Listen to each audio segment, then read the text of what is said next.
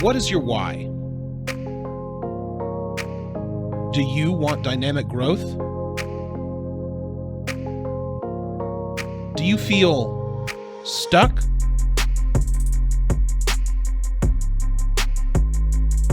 It's time to fix your why. Welcome to the Fix Your Why podcast. I'm Billy Ryan. Today I kick off my podcast. Fix Your Why is the title of a new book that I've just written. I break the book up into three different parts. First, my story. I'll tell you a little bit about that as I go along. The second part is what I call the elements. These are the things that I leaned on as a leader, as an innovator, to achieve at the level that I achieved. Third part, life hacks. My journey and my story is significant from a business perspective. If you're an entrepreneur, there's a lot that you can learn from both my story and the elements. But the life hacks is really putting a bow on all that I've accomplished. It's not only to be significant in the work that I'm doing, but be significant in the life that I'm living. The belief that if you love what you're doing, you don't work a day in your life. So your work life, your personal life, it becomes a single life. Everything gets joined. You are about who you are. You are being who you are in every moment. And hopefully along the way, you start to realize that it's about the journey. It's not about the destination. I'm going to talk a lot about success and achievement in this podcast, hopefully help you uncover some of your gifts and some of the secrets in your own life on how you can create a life of significance. But it's very important, and I've learned this from my years of high achievement and some years of failure and disappointment, that you need to enjoy the journey. It's about the joy of living. So Fix Your Why is very focused on helping high achievers make the world a better place.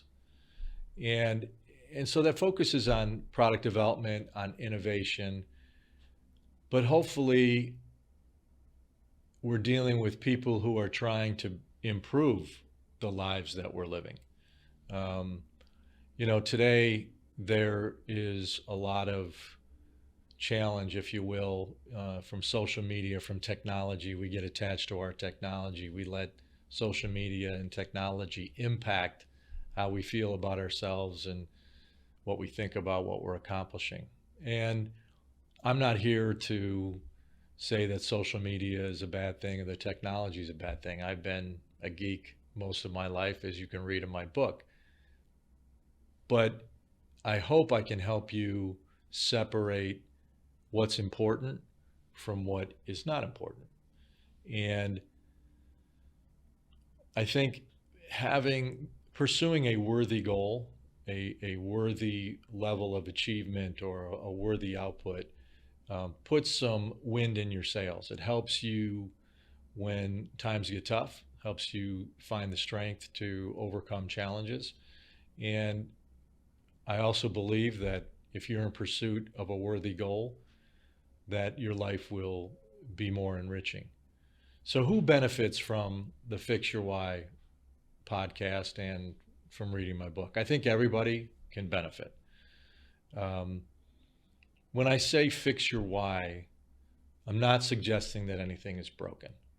In the world of navigation, when you fix to a point, you're setting your course. And if you were on autopilot, if the winds move you or shift you a little bit off your course, you're still fixed on a destination, a point that's out in front. Fix can also mean repairing what is broken. I think your why, for a company, to know your why is to know why you're in business doing the things that you're doing. So you would hope that your why informs your actions and your activities, yours personally, your team's. So the notion of iterating and honing your why may not be as appropriate in a business setting as it is in a life setting. But I think even in business, it's rare for companies to find or settle on their why immediately. We act, we review the results of our action, we refine or modify the action we take in the future to lead us more closely to the destination that we seek. I really believe in cycles and continually iterating processes. I believe in continual improvement. Innovation is about delivering something that the world hasn't seen before, the unseen, I call it. And it's a wonderful endeavor. It's a wonderful process. You know when you're innovating, there's a tangible feeling that you and your team will experience, that you will experience as an individual when you've accomplished true innovation. But in the business world, your competition is always chasing. So you have to constantly innovate. Now that can get tiring. That can get demanding. Your team may not always appreciate or relish that constant focus or pressure. But if you want to differentiate yourself, if you want to lead the pack, you have to understand that you must seek a competitive advantage, and your competitors, who are likely doing the same thing, they are following you or trying to unseat you as the leader. So when you're the leader and you're innovating, you're alone. And you have to be very intentional about the change that you want to occur.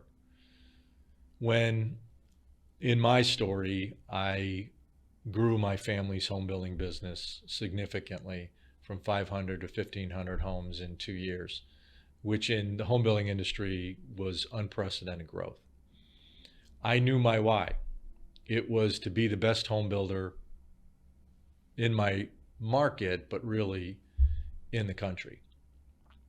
When I was younger, I started when I was 23, but really at the age of 29, that's when I became very intentional about this growth that I achieved. And my mantra was to beat Lexington Homes. They were the number one builder in the market. There are a couple reasons why beating them was important. And again, I explained that in the book, but I accomplished that objective. And it was actually in the second year, from 91 to 93, we grew from 500 to 1,500 homes. In 92, I unseated the leader. Well, now we're the leader. So now I don't have, that mantra doesn't work. Beat Lexington Homes doesn't work because we are now at the top of the market. And so when you're alone at the top, you better have an idea about what it means to be best. You better have a why that can drive you to new innovation. Now you're not trying to be better than somebody. You're trying to define what best is. And from my own experience, I can tell you that is a different kind of challenge than trying to beat or unseat the leader. When I was 29 and I embarked on this journey, I had a pretty significant chip on my shoulder. Just some disappointments that I experienced in college. I started my first company in '86. I was 26 years old. I had to close that company down, and then I went back to my family's business. There are a couple reasons why I made that decision, but there was a little bit of failure in that choice. I felt like I was making a move that was good for my family and good for me, but at the same time, I failed to grow my business to the point that I had hoped it would be. So again, having that chip on your shoulder and being driven to be better than somebody else. So you're competing, and I loved competing. It's actually easier than being the person in the lead or at the top. I know that sounds a little strange, but again, think about it. When you're at the top, you're now focused on pure innovation. You're not trying to unseat a leader. You're not trying to outdo a leader. You now have to create something that even you hadn't seen before because it didn't exist in your market. It's a challenge. It's incredibly fulfilling when you get to that place and you do that thing. But you'll see it's not easy. We worked very hard. We asked a lot, demanded a lot of our team. We were a quality home builder with a very high customer ethic. And at times we were unrelenting among ourselves, always pushing to be better. So back to Fix Your Why. You might have the next great idea, and following the elements that I share and some of the anecdotes that I share in my story, that might help you make your dream a reality. You might be looking for the secrets of dynamic growth. You might be at a place as a company or maybe as an individual where you feel like you're stagnating a bit. And again, you'll read in my book about growth cycles. I think everything matures. And if you can anticipate that maturity and start to innovate with something new and fresh, you'll constantly be growing. As I say, it's a challenge, but dynamic growth is possible. You have to have the proper intentions and you have to have a process to make that happen. Maybe you need a mindset fix. As a person, as a leader, maybe your company needs a mindset fix. I think mindset is critical to a life of fulfillment and critical to high achievement. And mindset is more than just attitude. It's your values. It is your strength, your strength of will, your strength of character. Because as you try to be the best, if you try to lead an industry, the challenge comes with a lot of stress. And it's important that you have a strong mindset and a clear mindset so that you don't get knocked off your path. First, you have to see the path, but once you see the path, you got to stay the course. Maybe your company is stuck. Maybe innovation has started to lag a bit, and you're trying to find the next new product, the next new process that's going to help you start to run ahead of the other companies that you compete with. Look, everybody gets stuck, and we can get stuck individually, we can get stuck as a company. You have to have the grace to understand that happens. So don't beat yourself up, because that doesn't help you get to where you want to go. Just recognize that you're stuck, and so now you have to be honest about it. It might mean that a product that served you well has now kind of run its course, and you have to be willing to abandon that product and find something new. It might say something about the mindset of a department within your company. Might say something about you as a leader. Do you know your purpose as a person, as a company, as a leader? Purpose can be used synonymously with your why, but it's a little more than that. We can understand our why as a company, but feel a little empty with our purpose as a human being. And just a word about success. What we think of as success, I will never judge anyone's definition of success. I think that's a really personal thing. I think of success differently than I think of high achievement.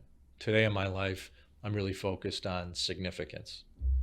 High achievement's important. Success is important. In business, we measure our outputs and our results with dollars and cents, with numbers. That's just the nature of business, and that's okay.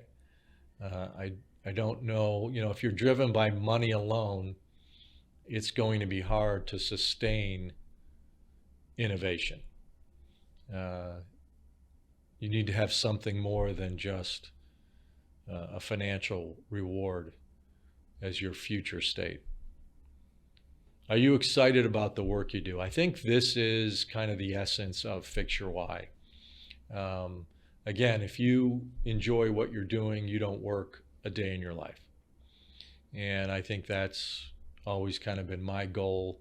I love working. I don't see myself as the retiring kind. So, loving what I do and putting my whole self into whatever I do every day is very important. It's gotten more important to me as I've gotten older. But the other part of being excited about the work you do is being cognizant and aware of the journey. We live in the moment. We can have our eyes on a future state, and that can be something that guides us as we move forward, but you really need to enjoy every day. You can't say, hey, when I get to that place, then I'll be able to relax, then I'll be happy, then I'll be satisfied. There are people that are driven that way, and I know I was driven that way when I was younger, but the more that, it's interesting, actually, the more that I iterated, the more that I surrounded myself with wonderful people who helped me collaborate and innovate, I actually became more peaceful in my life. I became more fulfilled because I understood that the way that I led my team or the way that I collaborated with creatives, there was satisfaction to me personally in doing that. The outcome, which is not unimportant, it's certainly important. The outcome matters, but I became more focused on the relationships that I was creating and what we manifested as a team. Success, achievement is never accomplished alone. You have to find a way to collaborate with others, to inspire others. You, as a leader, you hope that those you lead will begin to aspire to best or high achievement because it's important to them personally. And if we're all living forward and focused on that future state and aware of the significance that we have the potential to create, then I think life becomes a little easier and work feels less like work. So I thank you for joining me on this journey. It starts today. Again, I couldn't be more excited about this podcast, and my hope is that I connect with people who are looking to make the world a better place, improve their lives, improve their company, maybe just improve their day-to-day. I think we all have the potential to create at a high level. And as I said, I think the world needs improvement. We need to improve the quality of life. We need to understand that the dollars and cents matter, but we can use our talents and skills to make things better. And that then starts to feed on itself, right? And it hopefully the doing that we do inspires other companies, other people to want to create goodness in their life and the lives of others. So thank you again for joining me. I look forward to the future episodes of Fix Your Why. I'm Billy Ryan.